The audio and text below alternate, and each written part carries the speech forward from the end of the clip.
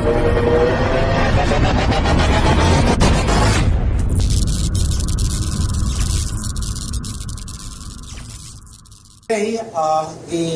DOH is confirming that a 38-year-old female Chinese patient under investigation, or PUI, is positive for the novel coronavirus 2019 DAS-CoV after her lab results arrived today from the Victorian Infectious Disease Reference Laboratory in Melbourne, Australia.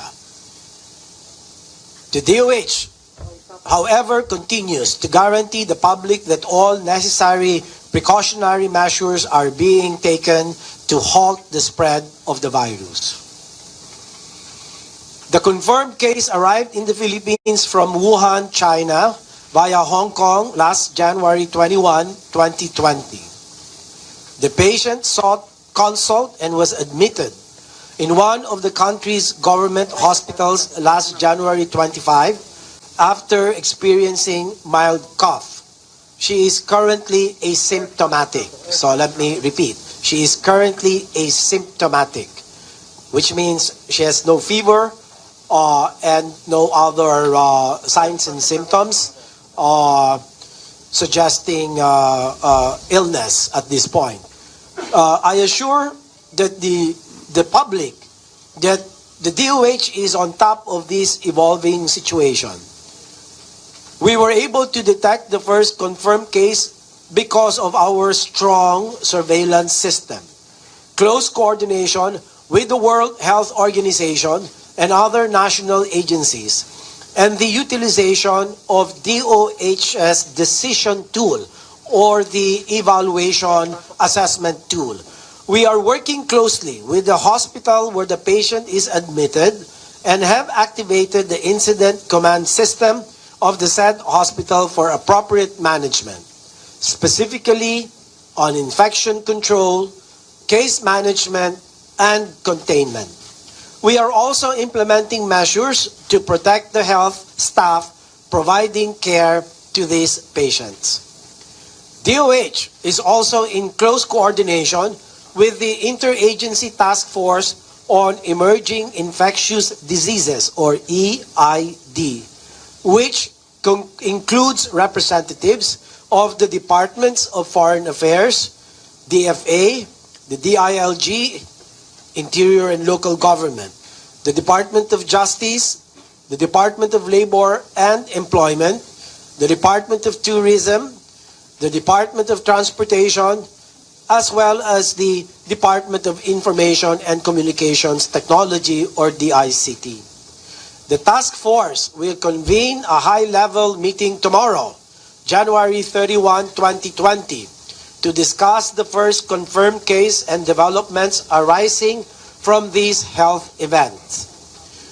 The Bureau of Quarantine remains on high alert and is in constant coordination with authorities from all ports of entry for stricter border surveillance. DOH assures that its health facilities are equipped and prepared to receive and care for PUIs, as well as confirmed 2019 and COVID cases. DOH has recorded a total of 29 PUIs, 18 in Metro Manila, 4 in Central Visayas, 3 in Western Visayas, 1 in Mimaropa, 1 in Eastern Visayas, and 1 in Northern Mindanao, and 1 in Davao. 23 PUIs are currently admitted, and 5 have been discharged, but are still under strict monitoring. DOH also reported 1 PUI mortality yesterday. We did that. Finally, I urge the public to stay calm and remain vigilant at all times. Let us continue to practice good personal hygiene and indeed adopt healthy lifestyles. Thank you. Okay, we have, please, one question each. Tina. Yes, good you asked. I would like to invite in Director Chito Avellino of the Bureau of, the Epidemiology Bureau. Chito, please. Thank you, sir. With the information that we gathered this morning from the result of the laboratory, we have coordinated this time with the Bureau of Quarantine and the CHD of Region 7. What we did with BOQ is that we requested for the flight details, kung ano yung mga flight carriers na sinakyan ng pasyente at saan pumunta, tinitignan natin yun. That is after we have gathered the information from the patient as to what were the flights they took. Aside from that, we also coordinated with the CHD Region 7, and we are looking at the places where they'd been to in Cebu and in Dumaguete. Once we have seen or we have the list of these places, then we do the contact tracing. For the plane, we do the rules of 4. That means we need to identify passengers, 4 passengers front, 4 passengers at the back, and 4 passengers on both sides. Then we contact these passengers and advise them accordingly.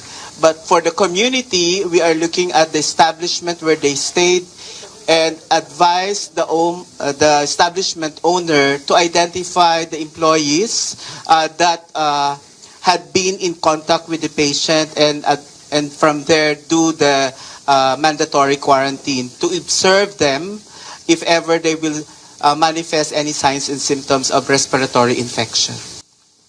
I'm surprised because we don't have that information either. We don't know how they arrived at that estimate. As you know, estimates are only estimates. We don't know what basis they used for the arriving at the estimate. We don't certainly have that information. As the secretaries mentioned, there are many patients that are considered PUIs, in fact 29, but not only one of those have been confirmed. Many others have been excluded because the tests have come negative. So I have no information as to how this institute arrived at this estimate.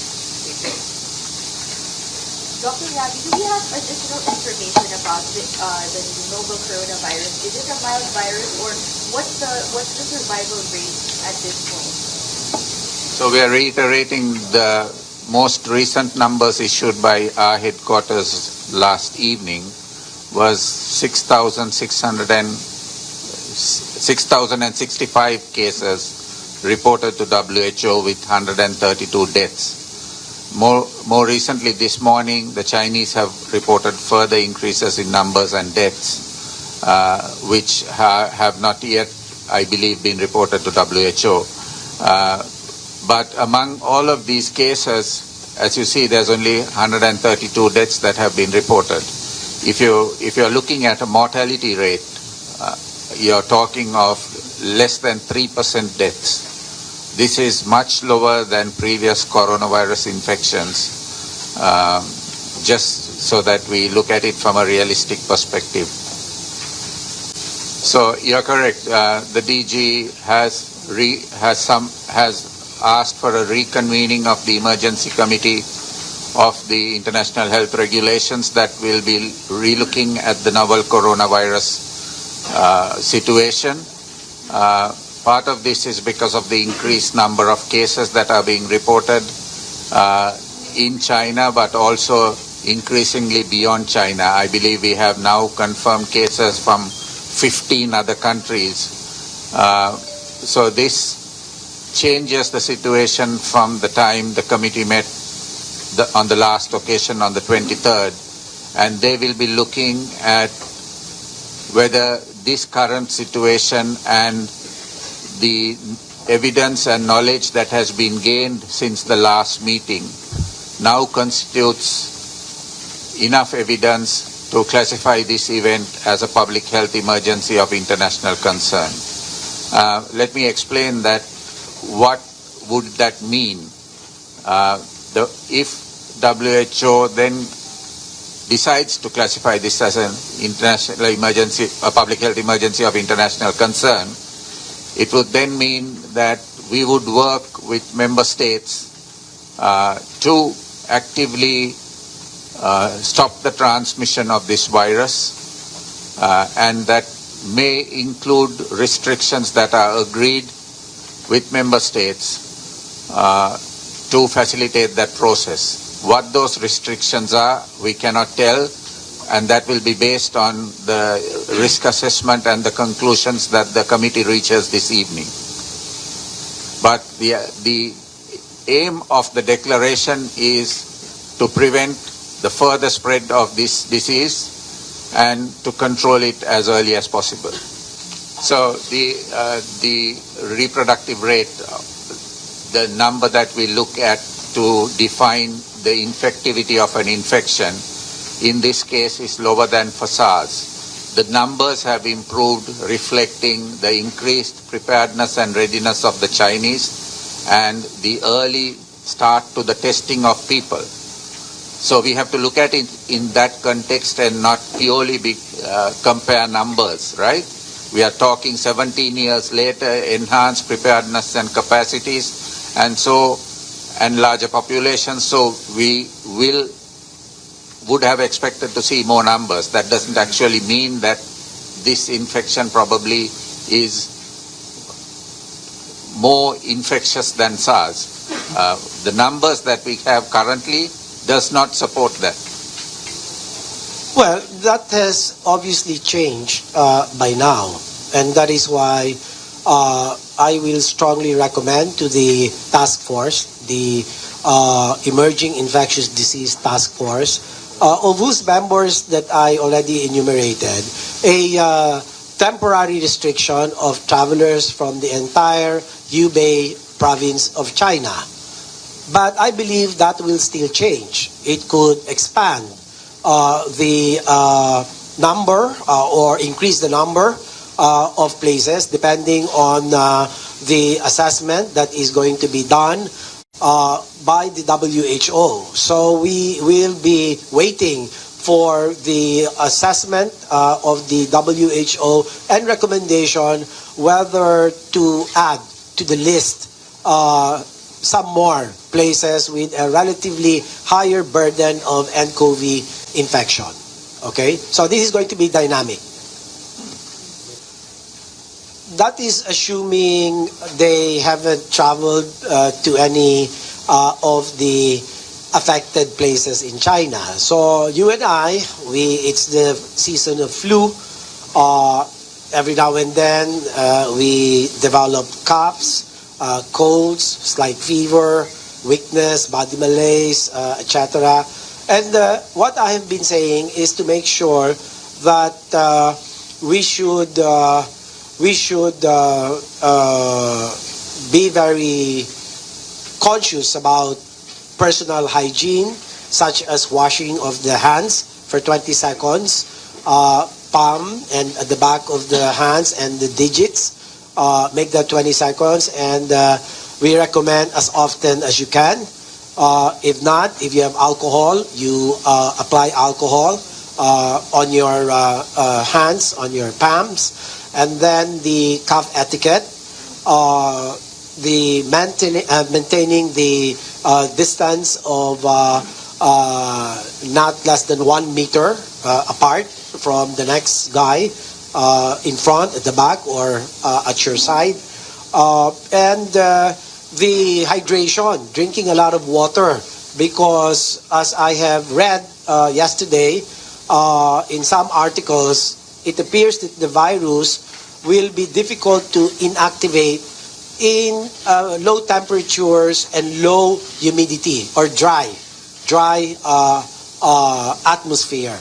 So having said that, therefore I strongly recommend as your doctor that you have to drink a lot of water, make sure your throat is moist so that the virus doesn't attach to it and gets eventually absorbed.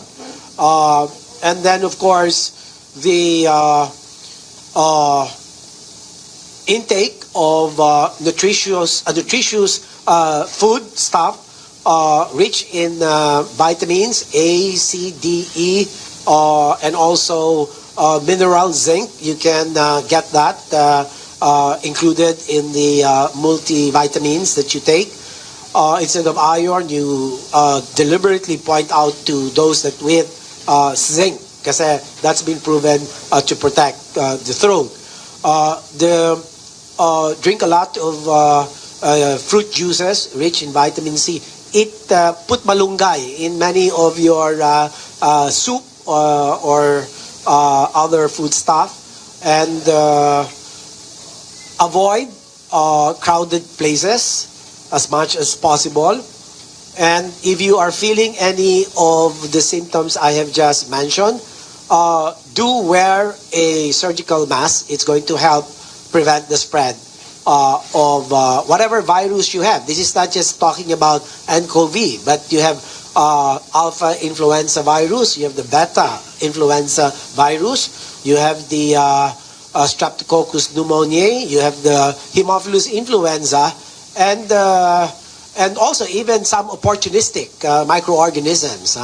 Because if your resistance is weak, then even the ubiquitous organisms that we breathe every now and then will tend to cause disease in people with very poor immunity.